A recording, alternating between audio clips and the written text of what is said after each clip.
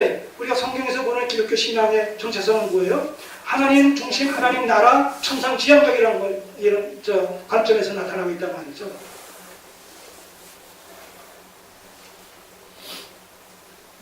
정반대로 지금 나아가고 있단 말이죠. 오늘날 우리가 대부분이 믿고 있는 그 기독교 신앙의 어떤 그 정체성이라는 것이 다 나와 이 땅, 이 세상에 속한 것으로서 그렇게 방향성이 지어지고 있지만 성경은 뭐예요? 천상지향적인 방향성을 띠고 있다는 거죠. 전혀 다른 양극단의 이런 모습을 띠고 있다는 거죠.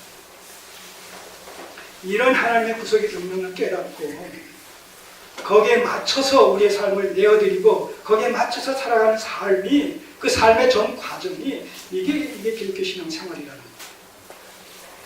어떤 거 한두가 아지 또 외적으로 나타난 어떤 요식 행위, 제도 이런 것으로 말미암아 기독교 신앙이 성립되는 것이 아니라 이 본질적인 근본적인 하나님과의 이런 관계성 속에서 그분의 뜻을 깨닫고 그분의 뜻을 추구하는 전인격적인 삶, 이것이 기독교 신앙이요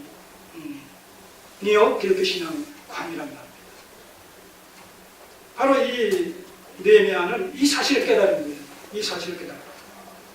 이 포로 귀환자들이 돌아와서 성전을 짓고 이주를 시키고 그 다음에 예루살렘 이 성벽을 이렇게 재건하는 것을 통해서 예루살렘 성벽을 재건하는 것을 통해서 비로소 이제 예루살렘이 회복되어졌다라는 사실과 이것이 회복되어졌다는 사실을 이제 초막절 행사를 구원론에 입각해서 그 규례에 입각해서 정식으로 바르게 온전하게 준수함으로 말미암아 바벨론 포로 귀환이 바로 출애굽 구원 사건과 비견되어지는 제2의 출애굽 사건이 된다는 사실을 깨닫고 그러나 그럼에도 불구하고 그들의 현실은 뭐예요?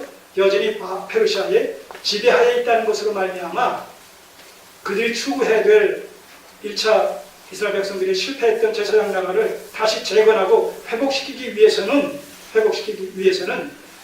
바로 하나의 국가적인 개념, 물리적인 개념의 제사장 나라가 아니라 영적인 제사장 나라다라는 사실을 그들이 깨달았다는 거예요. 그러니까 그런 미래지향적인 그 영적 제사장 나라로서의 신 다윗 왕국이죠.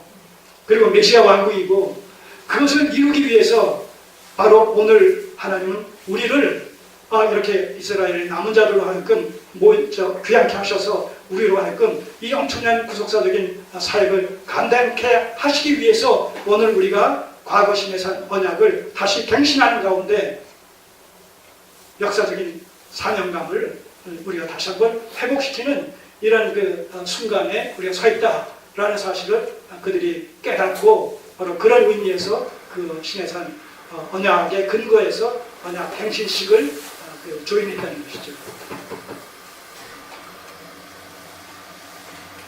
좀 정리가 돼요?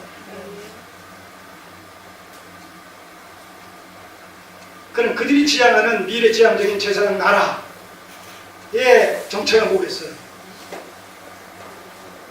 네? 그들이 지향하는 미래지향적인 제사장 나라, 다른 말로 신 다윗 왕국, 그게 정체가 뭐겠어요? 교회라는 거예요. 교회.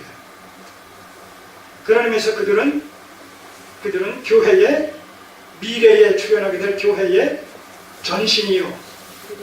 그 교회를 지금 태동시키고 있다는 그런 의미가 성립이 됩니다.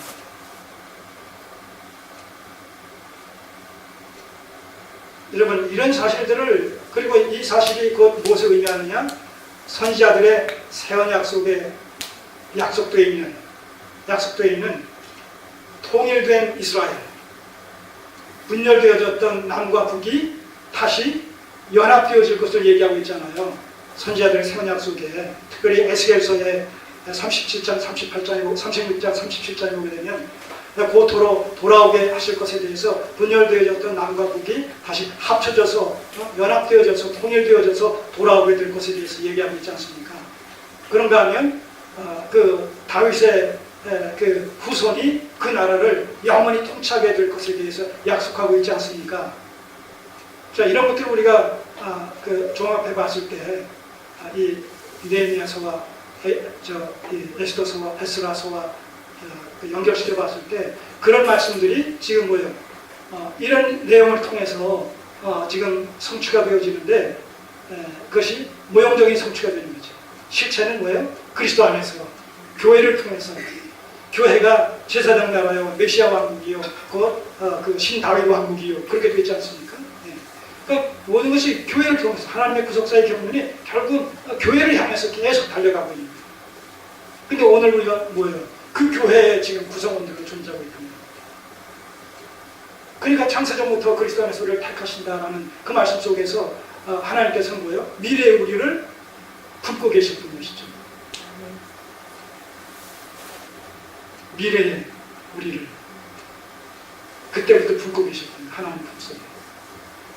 그것이 역사의 순환 속에서 때가 찰 때 그리스도 안에서 구속사역이 완성되어진 후에 그 효력이 한 사람 한 사람 미치면서 하나님께서 택해 주시는 그 역사 속에서 마침내 우리들 한 사람 한 사람이 그때에 바로 그때에 우리를 택하셔서 하나님의 자녀를 삼아주시고 주님의 몸대 교회를 이루므로 말미암아 이 하나님의 구속의 경륜을 이루시는 일에 결정적인 당사자들로 우리를 삼아 주셔서 오늘도 이 은혜에 감사해서 하나님께 우리가 예배를 드리는 자들로 존재하고 있다는 것이죠. 이런 하나님의 크신 구속의 경륜은 창세 전부터 계획되어지고 그리고 피조 세계 속에서 구약과 신약의 역사를 통해서 흘러나온 그 흐름 속에 오늘 우리가 21세기에 직면해 있다는 것이죠. 앞으로 이 역사가 얼마나 더 진행되어질지 모릅니다만 우리 입장에서는 그 하나님의 구속의 경륜의 주인공들로서 이 시대에 우리를 불러주셔서 그 하나님의 뜻을 이루시는 일에 결정적인 사역을 감당한 자들로 이렇게 불러주셨다는 사실을 마음 깊숙이 간직하고 이 느헤미야 때에 느헤미야가 그런 구속사적인 안목과 통찰력과 의식을 가지고 미래지향적인 하나님의 나라 곧 교회를 이루기 위해서 그들의 그 당시의 상황을 구속사적인 관점으로 해석하면서 그들의 삶을 경영해 나갔듯이 오늘 우리도 이제 미래지향적인 앞으로 남은 하나님의 구속사 하나님의 나라가 이루어지고 그리스도께서 오심으로 말미암아 하나님의 나라가 이루어지는 이 종말론적인 하나님의 나라를 우리가 목표 삼고 우리의 삶을 거기에 맞춰서 먹든지 마시든지 무엇을 하든지 거기에 맞춰서 집중시켜 나가는 것을 통해서 하나님의 뜻이 하늘에서 이루어지는 것이 이 땅에 이루어지는 일에 우리의 생애가 아낌없이 드려져야 되겠다는 그런 맥락 속에서 우리의 매일의 삶을 경영해 나가야 된다는 거죠.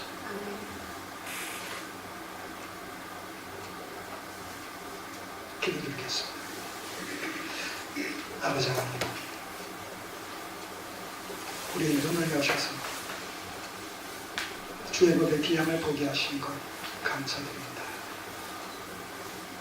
하나님을 믿고 섬긴다는 것이 나의 현실적인 어떤 필요를 잠시 있다 없어질 세상과 세상에 속한 그 어떤 것을 추구하는 방편적인 신앙이 아니라 영원히 없어지지 아니할 하나님의 나라 창세전부터 계획하시고 역사 속에서 성취시켜 나오신 그 하나님의 구속사의 경륜을 밝히 깨달아 알아 그것을 신앙과 생명의 도리를 붙잡고 살아가는 천상지향적인 이런 삶의 내용이 바로 참된 여호와 하나님을 섬기는 신앙인 것을 우리로 하여금 깨닫게 하셔서 먹든지 마시든지 무엇을 하든지 그의 나라와 그의 의를 추구하는 일에 청력을 경주할 수 있는 우리 성도들 한 사람 한 사람 되게 하여 주옵소서.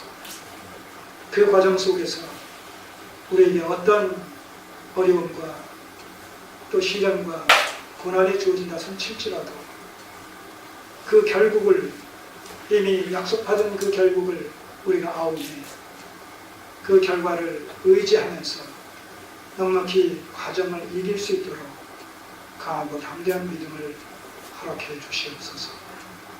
예수님의 이름으로 기도드립니다.